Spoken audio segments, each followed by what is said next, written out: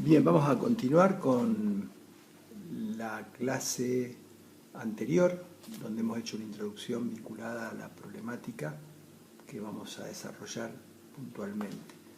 Dijimos que la teoría de los concursos nos plantean una serie de dificultades que además se visualizan claramente en la falta de consenso doctrinario y jurisprudencial que existe sobre el tema, en la cantidad de soluciones diversas que se han dado a casos idénticos y bueno, en alguna medida en la gravedad que esto supone, porque esto le permite a los fiscales, a los mismos defensores, pero fundamentalmente a los jueces, elegir libremente la solución que más le convenga, porque cualquier solución que uno elija de tipo material va a encontrar un respaldo teórico. Este problema es un problema histórico prácticamente desde la sanción del código, pero se fue incrementando con el correr de los tiempos y hoy esa falta, esa diversidad, digamos, interpretativa sigue vigente prácticamente con los mismos criterios e incluso sumándose criterios interpretativos nuevos.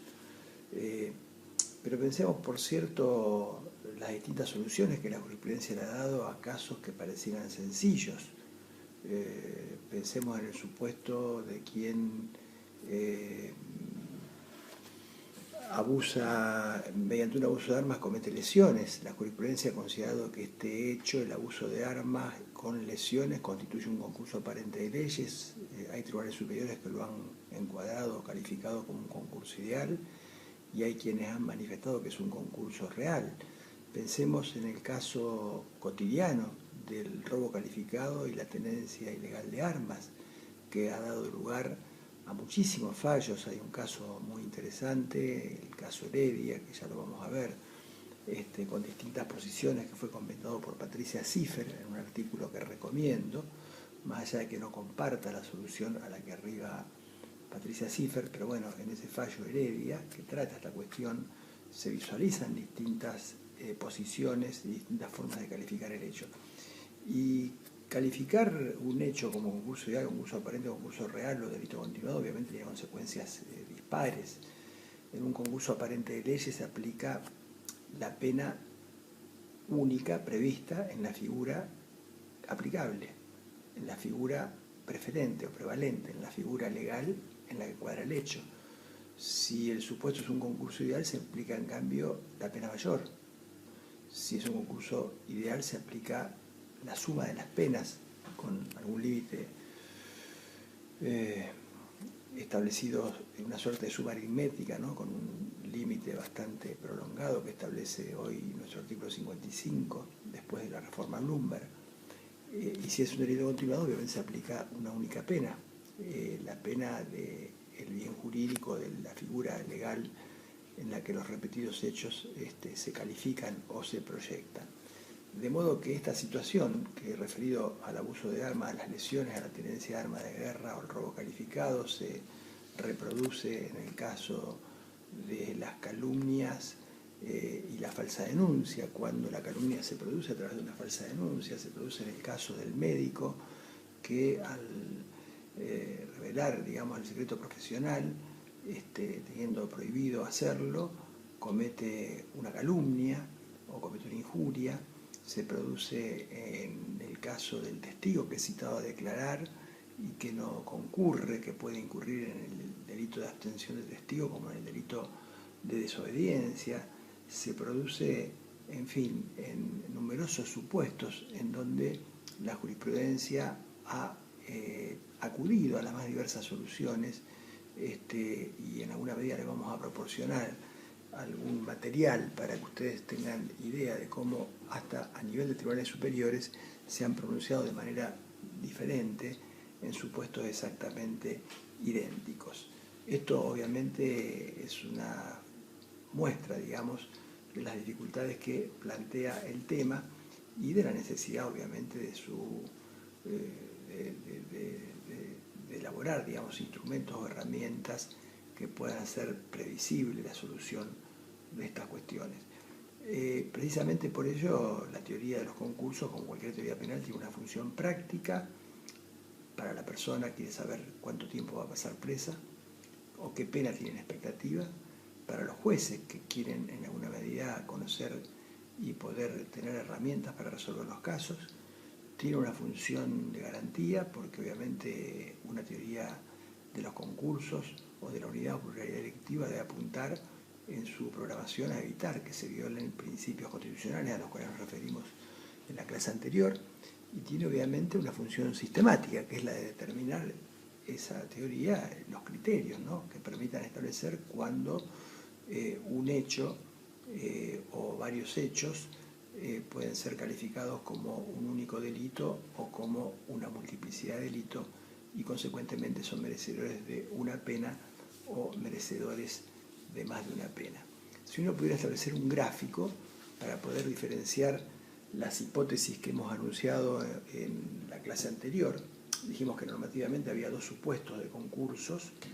Normativamente solamente la ley prevé el caso del concurso ideal y el concurso real, por eso al concurso ideal y al concurso real se los llaman concursos propios, y fíjense que tienen una particularidad. La teoría de los concursos propios, esto es, la teoría del concurso ideal y la teoría del concurso real, estas dos categorías presentan dos elementos comunes, dos elementos verificables en ambos supuestos, que no se van a dar en las restantes categorías a las que ya vamos a aludir, y es que tanto en el concurso ideal como en el concurso real existe por un lado una unidad de sujeto activo del delito y de sujeto pasivo de la sanción, es decir, una única persona que comete el delito y que eventualmente va a merecer la pena. Y en segundo lugar, en ambos concursos existe una efectiva pluralidad de encuadramiento, es decir, tanto en el concurso ideal como en el concurso real se produce una múltiple, una efectiva violación de dos o más tipos penales.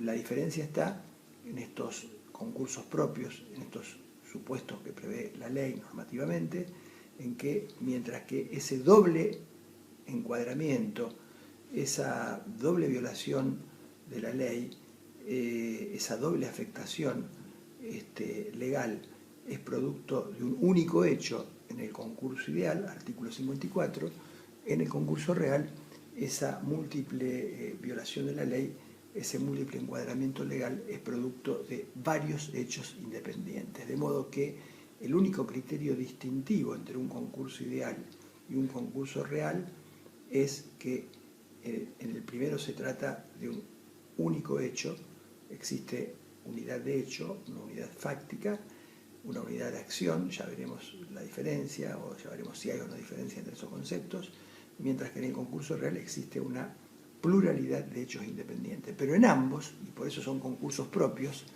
se llaman concursos propios, en ambos existe una múltiple violación de la ley, es decir, un doble encuadramiento legal.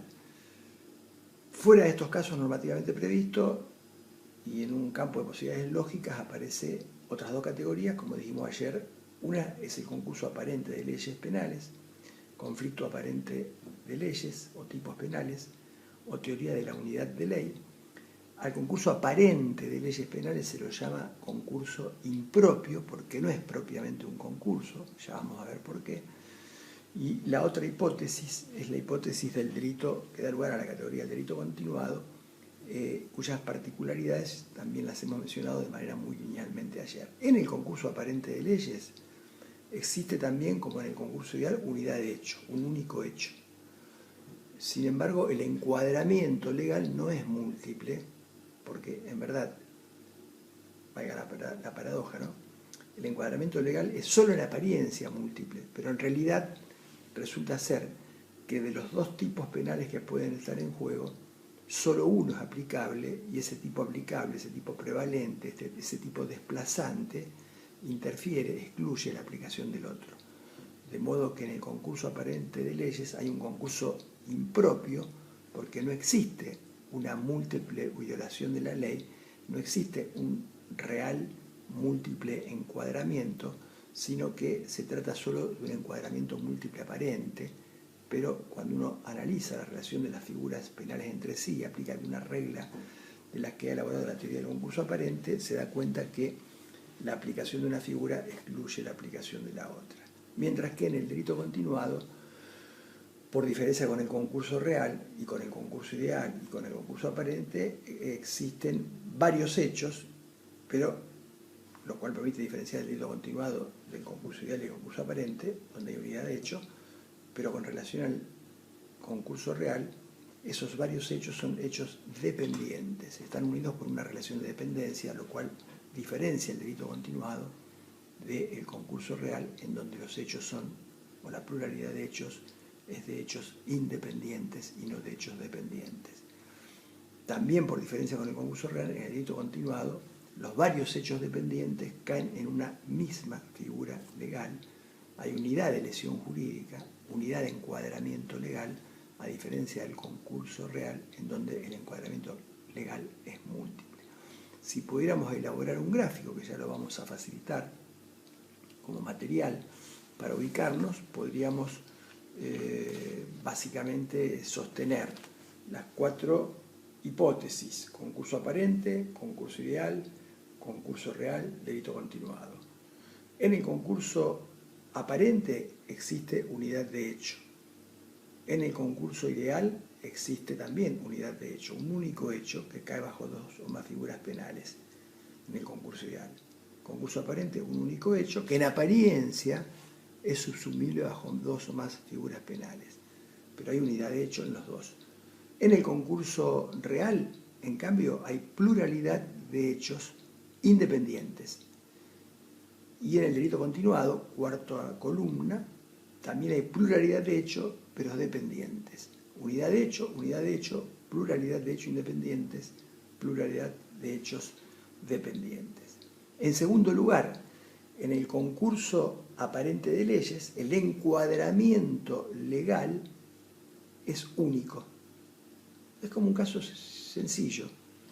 Un disparo, una muerte, un homicidio. Nadie dudaría en encuadrar ese hecho un homicidio. Bueno, en el concurso aparente hay algunas dificultades iniciales. Pareciera como que el hecho repercute en 2 figuras penales, pero en realidad una desplaza a la otra y se aplica solamente una figura. O sea que hay unidad de hecho y unidad de encuadramiento legal. En cambio, en el concurso ideal hay unidad de hecho, pero hay una efectiva pluralidad de encuadramiento legal porque ese único hecho efectivamente se proyecta sobre 2 figuras penales.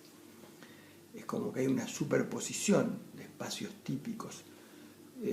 Hay una identidad, digamos, de la acción ejecutiva en el tipo objetivo de 2 delitos. En el concurso real, 3ª columna, en cambio, el encuadramiento también, al igual que en el concurso ideal, es múltiple. Esta es una condición común a los 2 concursos propios, el ideal y el real. Hay una pluralidad de encuadramiento legal, tanto en el concurso ideal como en el concurso real. Mientras que en el delito continuado, 4ª columna, hay una unidad de encuadramiento legal o de lesión jurídica. Los repetidos hechos caen en una misma figura legal. En tercer lugar, el concurso aparente de leyes, como se trata de un único hecho que cae en una sola figura, obviamente da lugar a una unidad de delito, hay un solo delito. El concurso ideal, como se trata de un hecho que afecta a 2 o más figuras penales, pero que lleva a la aplicación de una sola pena, es un supuesto también de unidad de delito. El concurso real es el único caso real de concurso, de concurrencia, en esto de las aritméticas de los delitos, es el único caso en donde hay varios delitos, es decir, que no hay unidad delictiva, sino pluralidad delictiva. Y en el delito continuado, la dependencia de los hechos, que caen en una misma figura legal, también unifica la delictuosidad, y el delito continuado da lugar también a un caso de unidad delictiva. O sea que de las 4 hipótesis, 3 son de unidad de delito y solo una, como bien lo indica el nombre, el concurso real, es un supuesto de pluralidad delictiva. Y finalmente, en este cuadro imaginario que ya lo van a poder visualizar, respecto de las consecuencias, En el concurso aparente de leyes, teoría de unidad de ley o conflicto de tipos penales, como hay un solo delito, obviamente se aplica una sola pena. ¿Qué pena se aplica? Y la pena de la figura o del tipo penal que resultó prevalente, desplazante. En cambio, en el concurso ideal, como hay un solo delito, se aplica una sola pena. ¿Pero qué pena se aplica? La pena mayor, porque así expresamente lo consagra el artículo 54 del Código Penal. Mientras que en el concurso real, al tratarse de un verdadero supuesto de pluralidad de delitos, es el único caso en donde se aplican varias penas, nada más que reducidas a un sistema de pena único a través de una suma aritmética y con un límite que ya vamos a analizar y también vamos a cuestionar. Y finalmente, en el delito continuado, dado que la dependencia de los hechos y la unidad de lesión jurídica unifican la delictuosidad y se trata de una unidad de delito, un único delito, se aplica obviamente también una única pena, que es la pena de la figura en la cual se subsumen los distintos hechos dependientes. De modo que de las 4 hipótesis tenemos 3 casos de unidad de delito y de unidad de pena y un caso de pluralidad de delito y de pluralidad de pena. Con esta particularidad, que en el concurso aparente la pena es la pena de la figura aplicable, mientras que en el concurso ideal la pena es la pena mayor, porque así lo exige el artículo 54. Y en el delito continuado, la pena es la pena también de la figura en la que se subsumen los distintos hechos. ¿Qué es el concurso aparente de leyes? Y ya continuaremos en el próximo video. Bueno, el concurso aparente de leyes en realidad es una teoría que nace frente un poco a las frustraciones de la dogmática al no encontrar, digamos, consenso respecto de la teoría del concurso ideal. La teoría del concurso ideal ha planteado tantas dificultades, es uno de los temas más complejos de la dogmática penal en el mundo, que pareciera como que en algún momento los autores se cansaron, o algún autor como Soler dijo, bueno, la teoría del concurso ideal no existe, y aparece esta construcción, en Alemania obviamente, ¿no? Porque no es originaria de aquí, aparece la construcción que apunta en alguna medida la teoría del concurso aparente de leyes a ir desplazando la aplicación del concurso ideal. Es como que el concurso aparente de leyes nace como un intento de explicación de distintos supuestos que antes eran considerados como supuestos de concurso ideal, a tal punto que Soler dice, bueno, en realidad el concurso ideal no existe, prácticamente el único caso que quedaría como un supuesto de concurso ideal sería una bofetada injuriosa a un policía cuando estaba tipificado el desacato, pero es como que en alguna medida la teoría del concurso aparente, que es una creación doctrinaria, va cobrando terreno en desmedro de la teoría del concurso ideal. ¿Y cómo nace esta teoría? ¿O qué dice esta teoría? Bueno, la teoría dice lo que su nombre indica. Se llama teoría del concurso aparente o teoría de la unidad de ley. ¿Y por qué los alemanes le llaman teoría de la unidad de ley? Por oposición a pluralidad de ley.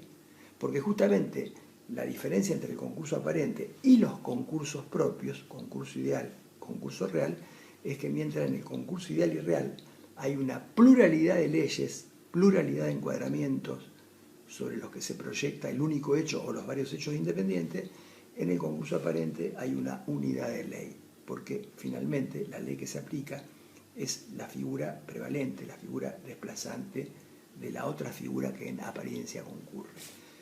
La mejor definición la dio un autor del siglo pasado argentino que decía que hay concurso aparente de leyes cuando un hecho, un mismo hecho, se subsume en apariencia, se presenta en apariencia como subsumido a 2 o más tipos penales. Tipos penales que se encuentran en relación, de modo que la aplicación de uno de esos tipos termina excluyendo la aplicación del otro. Es decir que la teoría del concurso aparente de leyes nace como una teoría que apunta en alguna medida a estudiar las distintas relaciones entre las figuras penales de la parte especial y a establecer reglas para poder resolver esas relaciones en casos complejos cuando, por ejemplo, un mismo hecho aparece o se presenta en apariencia como queriendo ser atrapado por 2 o más tipos penales. Fíjense, el Código Penal tiene muchas figuras Si yo cometo un robo, sin ninguna duda, la figura del homicidio permanece totalmente indiferente. Hay figuras penales que no tienen mucha relación entre sí, o por lo menos tienen una relación de neutralidad, de indiferencia, de independencia. Comete un hurto, la figura de la violación no se molesta, o sea, pero existen figuras penales que presentan cierta semejanza y que frente a un hecho, pensemos en delitos contra la propiedad, en delitos sexuales, en muchos otros casos, frente a un determinado hecho, de pronto pareciera como que dos o más figuras o tipos penales pretenden captar para su ámbito de punibilidad ese hecho. De modo que se trata de figuras que no es que no se odian ni se aman, sino que no es que son figuras neutrales, indiferentes o independientes, se trata de figuras relacionadas. La doctrina lo que trata de hacer con la teoría del concurso aparente de leyes es de elaborar un conjunto de reglas para resolver la relación de las figuras penales entre sí cuando en apariencia esas figuras concurren sobre un mismo hecho.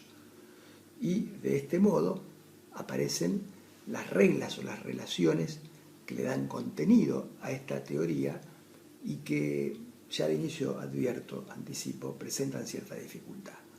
¿Y por qué presentan cierta dificultad? Porque como vamos a ver en el próximo video, tampoco hay consenso doctrinario ni jurisprudencial sobre cuántas son las reglas que regulan las relaciones de las figuras penales y dan entidad a la teoría del concurso aparente, unidad de ley.